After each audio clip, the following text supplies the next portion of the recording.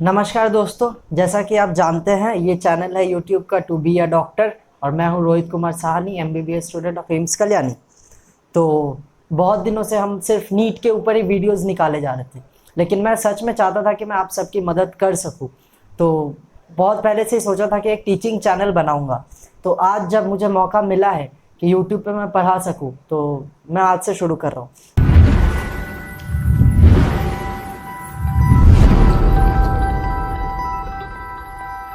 तो हमारा पहला चैप्टर जो मैं पढ़ाने जा रहा हूँ या फिर ऐसा टॉपिक जो मैं लूँगा, क्लास 10th का ही टॉपिक लिया है। थोड़ा सा बायोलॉजी के पूरा ही बायोलॉजी लिया हुआ है। तो हमारा पहला चैप्टर जो मैं पढ़ाने जा रहा हूँ 10th के लिए, इतना याद रखिएगा कि एनसीईआरटी ही भगवान है। नीट के लिए भी एनसीईआरटी ही भगवान हो चुका है 2-3 सालों से, लेकिन 10th के लिए एनसीईआरटी से ज़्यादा आपको कुछ नहीं जानना। तो आप सिर्फ एनसीईआरटी पे ध्यान देंगे तो आपका निकल जाएगा। तो पहला चैप्टर है लाइफ प्रोसेसेस।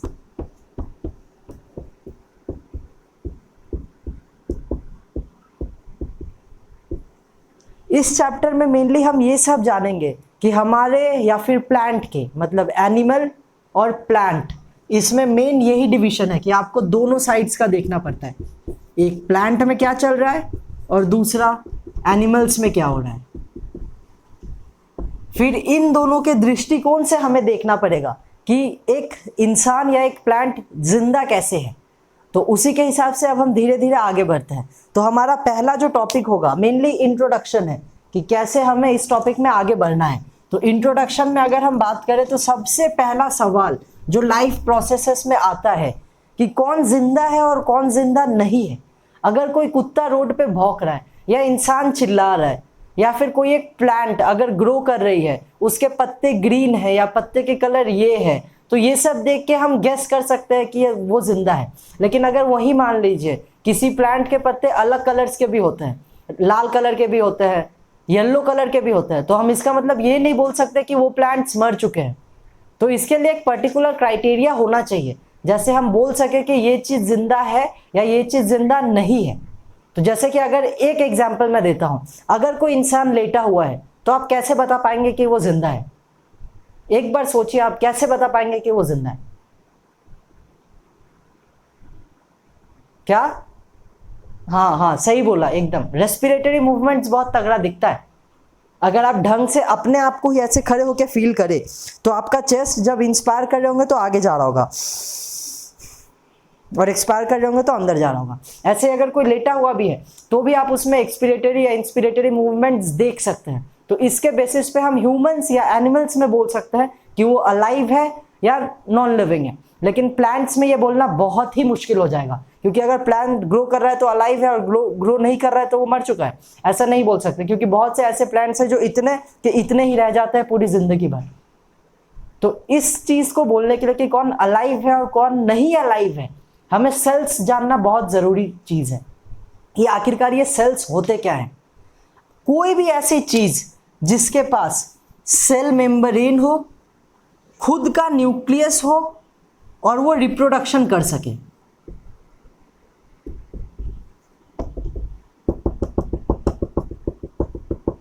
तीन चीजें मैंने बोली। पहला सेल मेम्ब्रेन, दूसरा न्यूक्लियस और तीसरा रिप्रोडक्शन।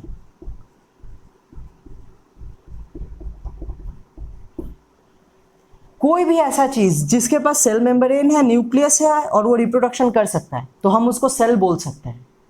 अब इन चीजों का अगर आप एक एग्जांपल सोचिए कि सेल मेम्ब्रेन क्यों जरूरत है, न्यूक्लियस की क्या जरूरत है और रिप्रोडक्शन की क्या जरूरत है, क्योंकि बिना जरूरी के कुछ नहीं होता।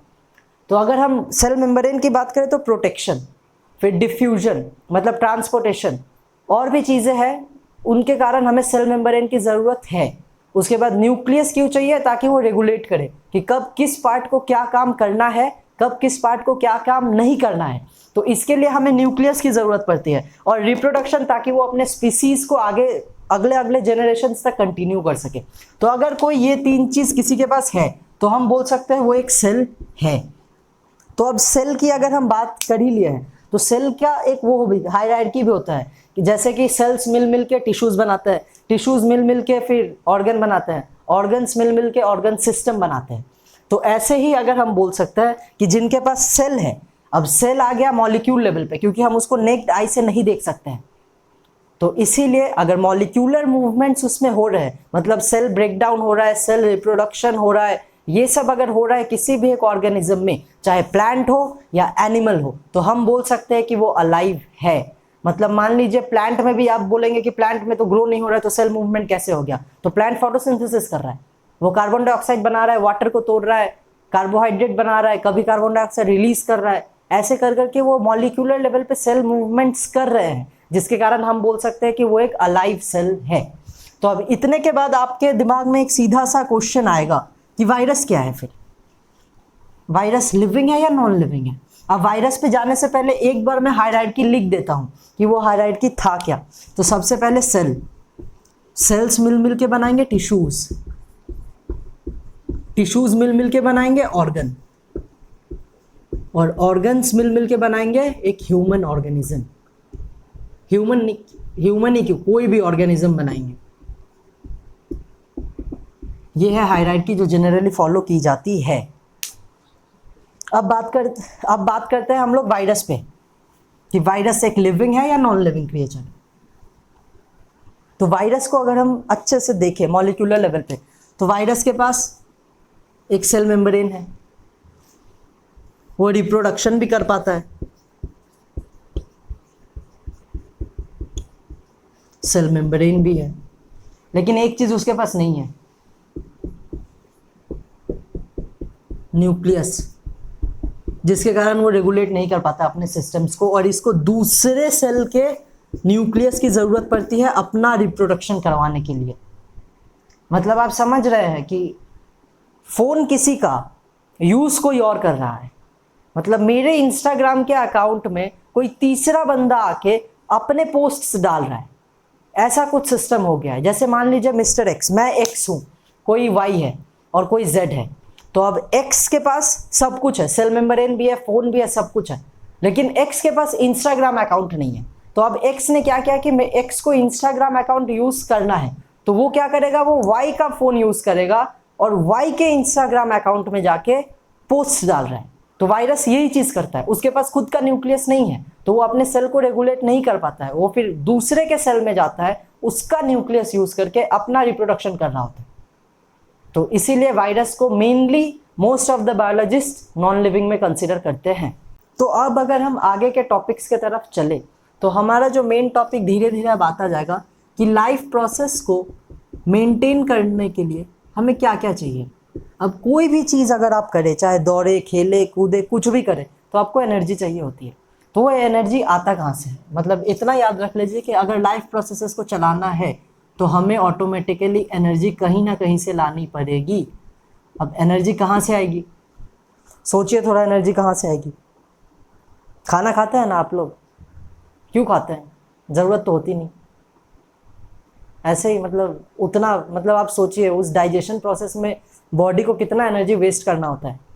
एंजाइम बनाओ, डाइजेशंस करवाओ, इधर पे कभी मैस्टिकेशन करवाओ, च्यूविंग करवाओ, कितना कुछ करवाना होता है, सलाइवा रिलीज कराओ, इसमें भी एनर्जी लगती है।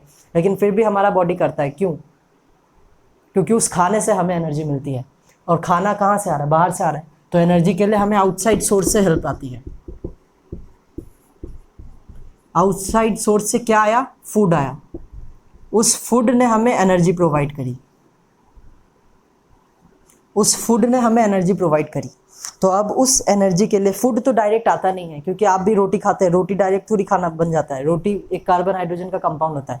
मोस्टली ऑर्गेनिक केमिस्ट्री में आप पढ़ेंगे, एंड तक 10th में दिया हुआ है कि कितने भी कंपाउंड्स जो भी बने हुए हैं वो सब कार्बन हाइड्रोजन के बॉन्ड से ही वो कंपाउंड्स हैं। तो अब कुछ भी आप खाइए वो कार्बन हाइड्रोजन कंपाउंड ही है, तो उसको पहले ब्रेक डाउन करना होता है, उसको तोड़ के हम एनर्जी बनाते हैं। और जब उस फूड को ब्रेक डाउन किया जाता है और एब्जॉर्व किया जाता है, इसी प्रोसेस को बोला जाता है डाइजेशन। अब इस ब्रेक डाउन पार्टिकल्स जो मिलते हैं, इसका अगर ऑक्सीजन के हेल्प से इससे एनर्जी निकाली जाए, मतलब ब्रेक डाउन ऑफ फूड, मतलब एक फूड है कॉम्प्लेक्स सब्सटेंस, इसको आपने सिंपल में बनाया, जैसे कार्बोहाइड्रेट था अब ग्लूकोज बना, अब ग्लूकोज का आप ऑक्सीडेशन कराएंगे ऑक्सीजन के हेल्प से, तो अब उस ऑक्सीडेशन से जो आपको एनर्जी मिलेगी तब फाइनली जाके एटीपी तक आप पहुंचेंगे, क्योंकि adenosine triphosphate is the energy currency of any living thing. तो फिर अब ये प्रोसेस जब आप करा देंगे तब जाके आपको एटीपी मिलेगी, और ये प्रोसेस को बोला जाता है रेस्पिरेशन। ध्यान से सुनिए, एक और बार बता रहा हूँ, ना आए तो दोबारा रिकैप कर लेना, पीछे जाके दोबारा ये चीज़ देख लेना, ये बहुत ज़रूरी है क्लास 10th में तो बहुत। सबसे पहले हमें एनर्जी चाहिए, एनर्जी कहाँ से आएगी, आउटसाइड सोर्स से आएगी। आउटसाइड सोर्स से क्या देगा, फूड देगा। अब फूड क्या करेगा, फूड को हम सबसे पहले सिंपलर सब्सटेंस में ब्रेक डाउन करेंगे, तो जैसे कार्बोहाइड्रेट है, कार्बोहाइड्रेट को हम सिंपलर सब्सटेंस ग्लूकोज बनाएंगे। अब इस प्रोसेस को कार्बोहाइड्रेट से ग्लूकोज को बनाना और ग्लूकोज को अपने बॉडी में मतलब डाइजेस्टिव सिस्टम से स्मॉल इंटेस्टाइन से एब्जॉर्ब कराना, ये पूरे प्रोसेस को क्या बोला जाता है, डाइजेशन। फिर उस प्रोसेस से मतलब ये डाइजेस्टिव सिस्टम का काम है। अब उस ग्लूकोज से जब एटीपी बनाएंगे with the help of O2, जो कि एक ऑक्सीडेशन रिडक्शन का पार्ट है, दुनिया में कोई भी रिएक्शन हो ऑक्सीडेशन रिडक्शन हर जगह आएगा ही, यह बात आप गांठ बांध के रख लीजिए। तो फिर अब जैसे ही हम ऑक्सीडेशन करवा देंगे O2 के मदद से ग्लूकोज का, तो हमें एटीपी तक हम पहुंच जाएंगे। तो इस प्रोसेस को बोला जाता है रेस्पिरेशन।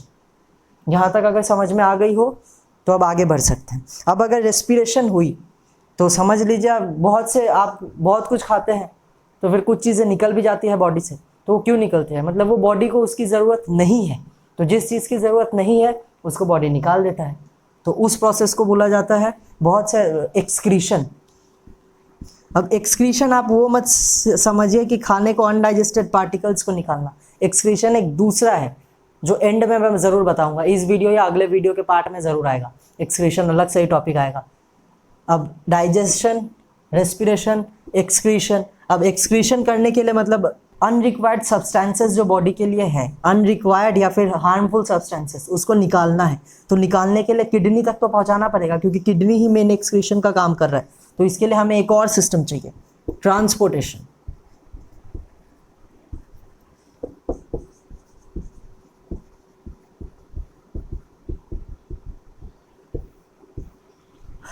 तो लाइफ प्रोसेसेस इतनी आसान है नहीं जितनी हमें लगती है। बॉडी के अंदर जाके घुसेंगे तो आप सोचिए क्या क्या चल रहा है, डाइजेशन चल रहा है, रेस्पिरेशन चल रहा है, एक्सक्रीशन चल रहा है, ट्रांसपोर्टेशन चल रहा है, और भी पता नहीं क्या क्या चल रहा है। तो ये सब मिला के एक्सक्रीशन या लाइफ प्रोसेसेस बनता है। इतने सारे कॉम्प्लेक्स प्रोसेसेस का मिला के एंड में लाइफ प्रोसेसेस होता है। तो अब आगे अगर हम बात करें न्यूट्रिशन के बारे में, मतलब हमने जो खाना खाया था वो हमें न्यूट्रिशन ही पहुंचाएगा, तो अब कैसे पहुंचाएगा ये हमें जानना बहुत ज़रूरी है। तो न्यूट्रिशन के सबसे पहले हमें ये जानना होगा कि दो तरीके के न्यूट्रिशन होते हैं, एक होता है ऑटोट्रॉपिक न्यूट्रिशन, एक होता है हेटेरोट्रॉपिक न्यूट्रिशन। तो इन दोनों चीज़ के बारे में जानना हमें बहुत ज़रूरी है। एक होता है ऑटोट्रॉपिक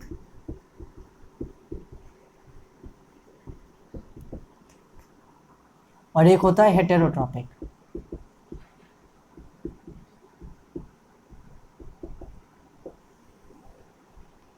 ऑटोट्रॉपिक में क्या होता है कि सेल्स खुद अपना खाना बनाते हैं, मेनली इनऑर्गेनिक सब्सटेंसेस का यूज करके।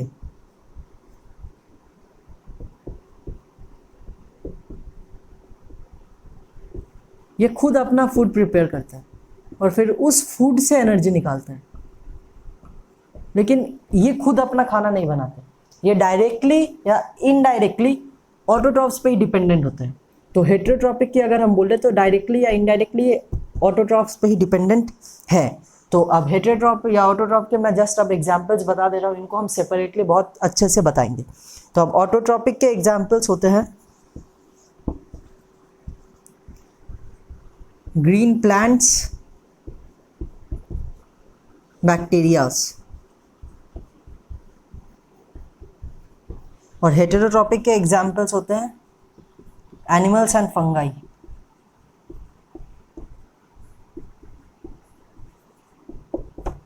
इनको हम सेपरेटली डील करेंगे। तो आइए अब हम बात करते हैं ऑटोट्रॉपिक न्यूट्रिशन पे। तो ऑटोट्रॉपिक न्यूट्रिशन का मतलब होता है कि कोई भी ऐसा ऑर्गेनिज्म जो अपना खाना खुद बना सकता है। तो खाना बनाने के लिए उसको कोई ना कोई प्रोसेसेस चाहिए। जैसे मेनली अगर हम ग्रीन प्लांट्स की ही बात कर ले तो ग्रीन प्लांट्स फोटोसिंथेसिस करता है।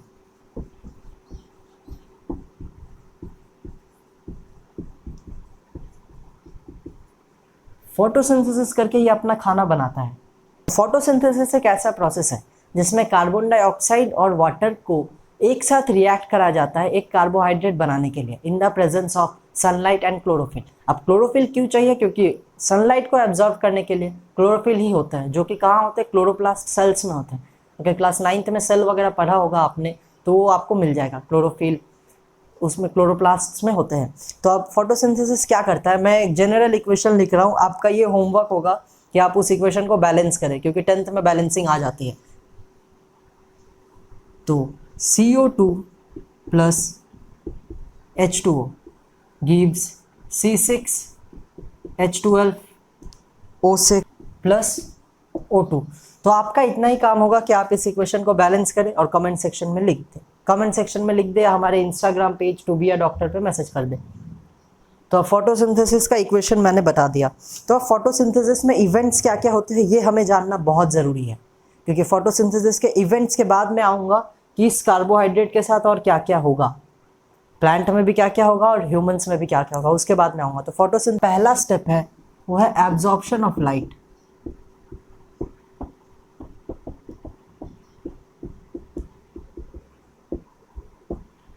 with the help of chlorophyll।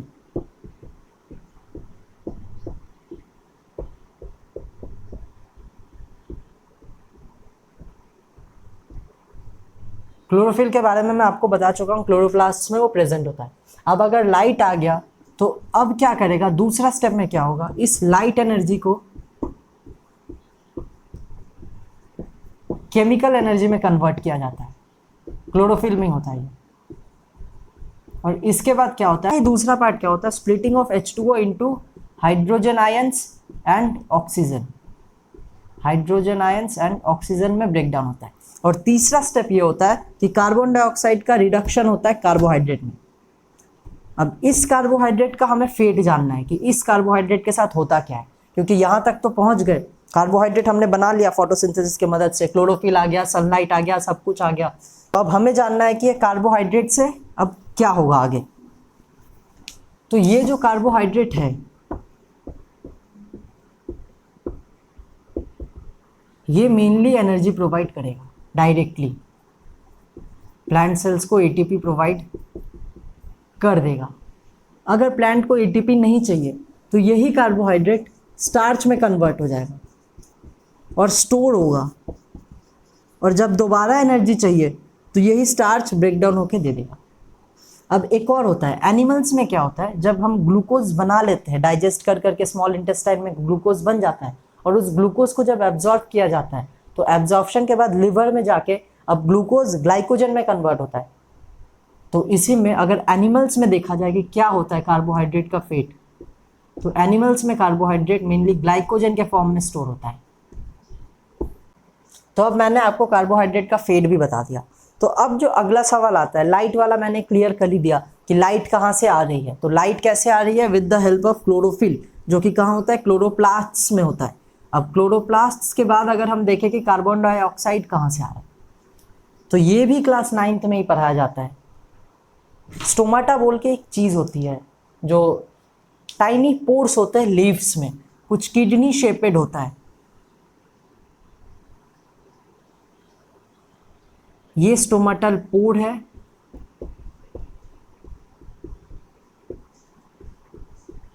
ये गार्ड सेल्स है, और यहाँ पे बहुत सारे क्लोरोप्लास्ट्स होते हैं।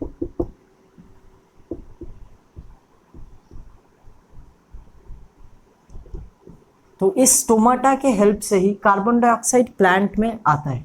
अब कैसे आता है कि स्टोमाटल पोर कभी ओपन होता है कभी क्लोज होता है। तो स्टोमाटल पोर क्या करता है, जब ये स्वेल होता है, मतलब इसमें पानी भर जाती है, तो ये ओपन होता है, लेकिन जब ये श्रिंक करता है तब ये क्लोज हो जाता है। क्योंकि स्टोमाटल पोर से सिर्फ कार्बन डाइऑक्साइड ही नहीं आते, वाटर रिलीज भी हो जाते हैं। तो वाटर लॉस एक प्लांट के लिए बहुत ही हानिकारक चीज़ है, इसीलिए वो स्टोमाटल पोर को हमेशा खुला नहीं रख सकता है। कभी खुला रखता है, कभी बंद कर देता है, मोस्ट ऑफ द टाइम बंद ही रखता है। जब उसको सिर्फ कार्बन डाइऑक्साइड चाहिए, कार्बन डाइऑक्साइड चाहिए, तब ही वो स्टोमाटल पोर खोलता है। तो अब स्टोमाटा के बारे में भी मैंने आपको बता ही दिया।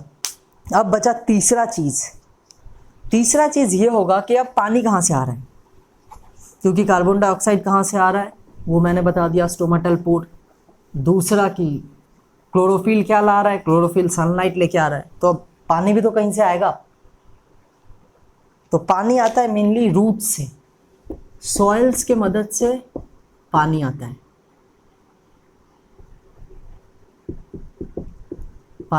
तो पानी का भी बता दिया। अब पानी के साथ साथ और भी चीज़ें हैं जो सॉइल्स से आ जाती है, जैसे बहुत से इनऑर्गेनिक एलिमेंट्स हो गए, आयरन हो गया, मैग्नीशियम, आयोडीन, फेरस, बहुत चीज़ है जो सब आता रहता है। अब इसमें एक एनसीईआरटी में एक चीज़ दिया हुआ है, इसीलिए मैं बता रहा हूँ कि नाइट्रोजन जो एब्जॉर्ब होता है वो मेनली 2 फॉर्म्स में होता है। नाइट्रोजन अगर सॉइल से एब्जॉर्ब हो रहा है तो 2 फॉर्म में होता है, या तो नाइट्राइट्स में होगा या नाइट्रेट्स में होगा। इसका यूज 10th में ज़्यादा नहीं है, ये 11th में आपको अच्छे से पढ़ना पड़ेगा मिनरल न्यूट्रिशन में, लेकिन यहाँ पे बस आप नाम जान लीजिए तो बहुत है। तो ऑटोट्रॉपिक न्यूट्रिशन में इतना ही कुछ था, एनसीईआरटी में इतना ही दिया है। इससे ज़्यादा अगर आपको पढ़ना है, आप एस चंद बोल के एक किताब आती है 10th की, आप उसमें पढ़ सकते हैं, लेकिन मेरी मानिए एनसीईआरटी पढ़िए, वो बहुत है, 10th के लिए तो बहुत ही है। और आगे अब हेटेरोट्रॉपिक न्यूट्रिशन की अगर हम बात करें तो हेटेरोट्रॉपिक न्यूट्रिशन में क्या होता है कि आपको सबसे पहले कॉम्प्लेक्स फूड सब्सटेंसेस लेनी होती है।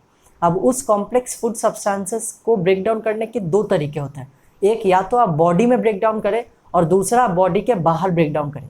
तो बॉडी के बाहर भी कुछ लोग ब्रेक डाउन करते हैं और बॉडी के अंदर भी कुछ लोग ब्रेक डाउन करते हैं। तो बॉडी के बाहर जो ब्रेक डाउन करते हैं उनके एग्जाम्पल्स है, मतलब हेटेरोट्रॉपिक न्यूट्रिशन मैंने आपको बोल दिया था कि डायरेक्टली इनडायरेक्टली वो ऑटोट्रॉप पे ही डिपेंड करता है, लेकिन उसके साथ साथ अब हेटेरोट्रॉपिक न्यूट्रिशन ये भी डिपेंड करता है कि वो ब्रेक डाउन कहाँ हो रहा है।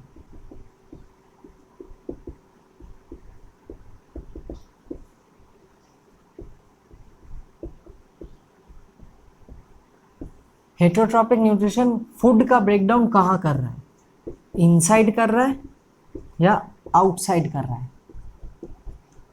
तो इनसाइड का तो सबसे बड़ा एग्जांपल ह्यूमंस ही है, हमारा डाइजेशन अंदर ही होता है। इनका आउटसाइड का फंगी हो गया, मशरूम हो गया, ये सब आप 2-3 एग्जांपल्स याद रख लीजिए। अब अगर हम बात करें कि ऑर्गेनिजम्स में क्या क्या होता है, हेटेरोट्रॉपिक न्यूट्रिशन तो हो गया। How do organisms absorb food. तो अब ऑर्गेनिज्म में क्या होता है ना कि यूनिसेल्युलर होता है, मल्टी सेल्युलर होता है, बहुत से चीज़ें हो जाती हैं। तो अब यूनिसेल्युलर के पास एक ही सेल है तो उसके पास अब उसी में गुजारा है। अब मान लीजिए मेरे पास 1 BHK है तो मैं 3 BHK का सामान तो ला नहीं सकता ना, मेरे को तो 1 BHK में ही रहना है। तो उसी हिसाब से अगर वो यूनिसेल्युलर है तो उसको यूनिसेल्युलर में ही अपना कुछ जुगाड़ बिठाना पड़ेगा। अब वो क्या जुगाड़ होता है, जैसे 2 ऑर्गेनिजम्स का मैं एग्जाम्पल दे रहा हूँ, जो एग्जाम्पल एनसीईआरटी में दिया हुआ है वो है पहला अमीबा।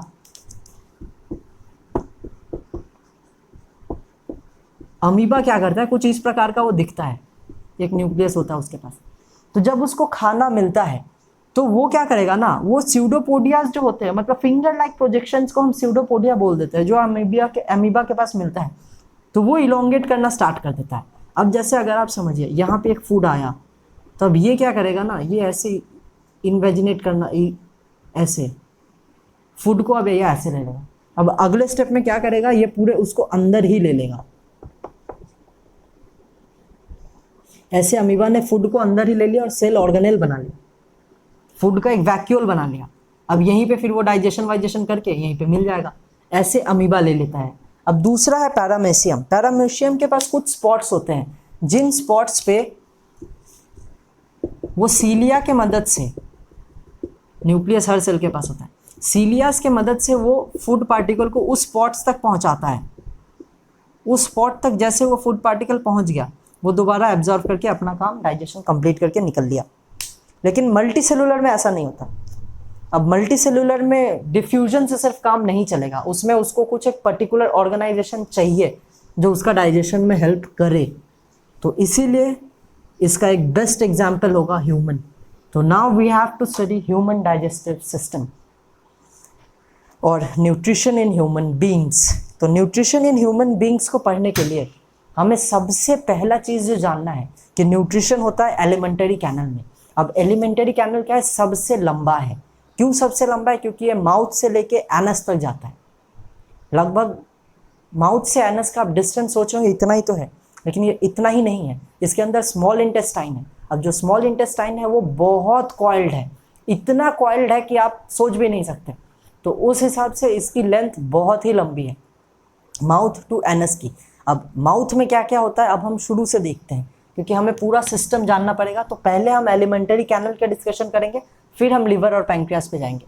तो अब माउथ में देखें तो ये माउथ से शुरू होता है, मैं जस्ट सिस्टम बना रहा हूँ एक रफ डायग्राम। फिर ये ईसोफेगस बन जाता है, ईसोफेगस के बाद ये स्टोमैक बन जाता है,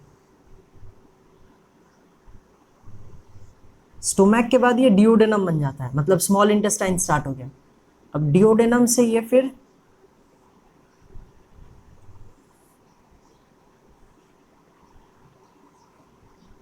जेजुनम और उसके बाद इलियम।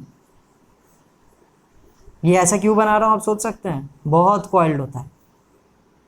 अब जेजुनम के बाद क्या होगा, इलियम। इलियम के बाद बनता है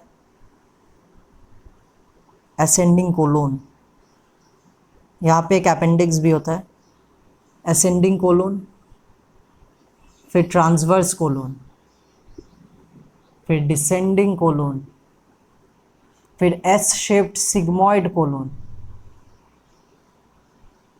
फिर रेक्टम और उसके बाद एनस। तो कुछ रफ डायग्राम ऐसा होता है डाइजेस्टिव सिस्टम का। तो अब हम एनसीईआरटी में बहुत अच्छा डायग्राम दिया है, मेरा डायग्राम उतना अच्छा नहीं है लेकिन ये रफ डायग्राम है। तो अब हमें ये जानना पड़ेगा कि किस सिस्टम में क्या हो रहा है मेनली। तो अगर हम सबसे पहले देखें कि जब हम खाना खाते हैं तो सबसे पहले खाना मुंह में आता है। तो अब आप इसको एक स्टोरी की तरह याद रख लीजिए कि सबसे पहले खाना मुंह में आया। तो जब भी आपके मुंह में खाना आता है तो आपके मुंह में सबसे पहले पानी आती है। तो वो पहली बात पानी नहीं होती, वो सलाइवा होता है। तो अब सलाइवा क्या करेगा, उस फूड को पूरा मिक्स कर लेता है, मतलब पूरा ऐसे लपेट लेता है अच्छे से। अब फिर उसका टीथ के मदद से हम उसको च्यू करते हैं, उसको थोड़ा थोड़ा तोड़ते हैं और सलाइवा मिलता रहता है। तो इसके कारण अब सलाइवा में एक एंजाइम होता है सलाइवरी एमाइलेज। तो एंजाइम्स क्या होते हैं, वो बायोकैटालिस्ट होते हैं। अब वो एंजाइम बायोकैटालिस्ट होते हैं, अब वो हेल्प करते हैं डाइजेशन में, कॉम्प्लेक्स सब्सटेंस को सिंपलर सब्सटेंस बनाने में। तो सलाइवरी एमाइलेज क्या करता है, जैसे माउथ में जो एक एंजाइम का सबसे बड़ा काम है, माउथ में एक ही, मतलब आपके लेवल पे एक ही एंजाइम है, सलाइवरी एमाइलेज। ये क्या करता है, स्टार्च को सिंपल शुगर में कन्वर्ट करता है। तो माउथ में आप बस एक रिएक्शन आपको याद रखना होता है, और माउथ में टीथ के मदद से च्यू किया जाता है, फिर वो सलाइवा के मदद से वो पूरा मिक्स हो जाता है। अब वो हो गया, बोलस बन जाता है। अब टंग क्या करता है, टंग उसको ईसोफेगस में धक्का दे देता है। अब ईसोफेगस में वो आ गया टंग के मदद से। तो अब ईसोफेगस में अब वो आगे बढ़ता जाएगा। तो ईसोफेगस में अब आप सोचेंगे कि ईसोफेगस से नीचे कैसे आएगा, पेट तक तो लाना है, स्टोमैक तक। तो पेरिस्टाल्टिक मूवमेंट होता है, दो तरीके के मसल्स होते हैं ईसोफेगस में। स्मूथ मसल ही होते हैं दोनों, अब दोनों का नाम होता है लॉन्गिट्यूडिनल और सर्कुलर मसल्स होते हैं। वो दोनों के मदद से पेरिस्टाल्टिक मूवमेंट होता है। अब वो पेरिस्टाल्टिक मूवमेंट के कारण जो बोलस बना था वो स्टोमैक में आएगा। तो अब जब स्टोमैक में आता है तो स्टोमैक में भी मसल्स होते हैं, वही होते हैं सर्कुलर और लॉन्गिट्यूडिनल। तो स्टोमैक में क्या होगा कि स्टोमैक में 3 चीज़ें रिलीज होती है एनसीईआरटी के अकॉर्डिंग, लेकिन होनी 4 चाहिए थी। स्टोमैक में सबसे पहले आते ही HCl रिलीज होता है। अब HCl क्या करता है, ये एंजाइम्स को एक्टिवेट करता है। जैसे जो पेप्सिन एंजाइम होता है वो प्रोपेप्सिनोजन के हिसाब से रिलीज होता है, पेप्सिनोजन या प्रोपेप्सिनोजन, प्रोपेप्सिन। तो फिर पेप्सिनोजन को एक्टिवेट करने का काम करता है HCl। अब HCl है तो स्टोमैक की लाइनिंग आप सोच ही सकते हैं कि वो क्या कर सकता है। HCl बहुत ही स्ट्रॉन्ग एसिड है। तो HCl से बचाने के लिए हमारे स्टोमैक में एक म्यूकस कोटिंग होती है। म्यूकस कोटिंग HCl से प्रोटेक्ट करता है। तीसरा मैंने एक एंजाइम बोला पेप्सिन, पेप्सिनोजन होता है, HCl उसको एक्टिवेट करके पेप्सिन बनाता है, या प्रोटीन डाइजेशन में हेल्प करता है। चौथा एक होता है मिल्क डाइजेशन में हेल्प करता है। ये आप नाम जान लीजिए, एनसीईआरटी में नहीं दिया हुआ है तो याद करने की ज़रूरत नहीं है। इसका नाम है रेनिन,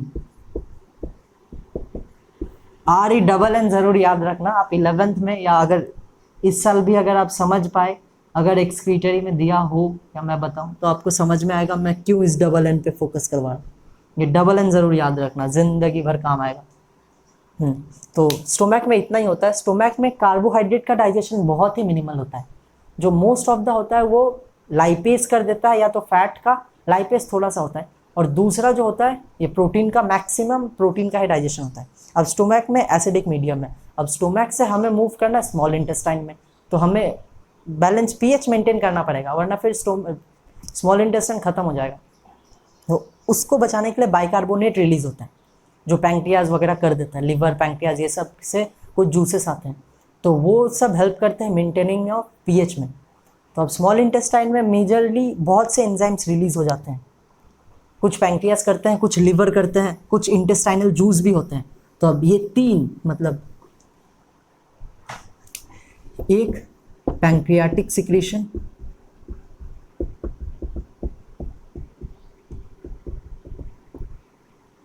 पैंक्रियाटिक सिक्रीशन में एक एंजाइम दिया हुआ एनसीईआरटी में, वो है ट्रिप्सिन। ये भी प्रोटीन डाइजेशन में हेल्प करता है। एक होता है लिवर, कुछ अपने जूसेस डालता है, मेनली बाइल सिक्रीशन जिसको बोला जाता है। ये क्या करता है, इमल्सिफिकेशन ऑफ फैट में हेल्प करता है।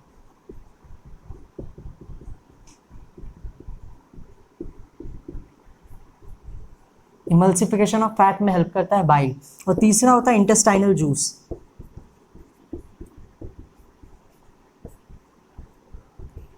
इंटेस्टाइनल जूस बहुत ही ज़्यादा हेल्प करता है। किस में हेल्प करता है, वो रिलीज करवाता है, मतलब जैसे एकदम लास्ट स्टेप पे, जैसे प्रोटीन को डायरेक्ट अमाइनो एसिड में कन्वर्ट करा दिया।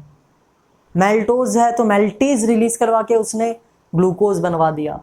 ऐसे मतलब एकदम मिनिमम लेवल के काम करता है। मतलब फाइनल जो होता है, फाइनल प्रोडक्ट बनाने में इंटेस्टाइनल जूस ही हेल्प करता है। अब स्मॉल इंटेस्टाइन का काम यही खत्म नहीं होता है, एब्जॉर्प्शन कराना भी स्मॉल इंटेस्टाइन का काम है। फिंगर लाइक प्रोजेक्शंस होते हैं स्मॉल इंटेस्टाइन में, जिनको विलाई बोलते हैं। वो कुछ इस प्रकार के दिखते हैं।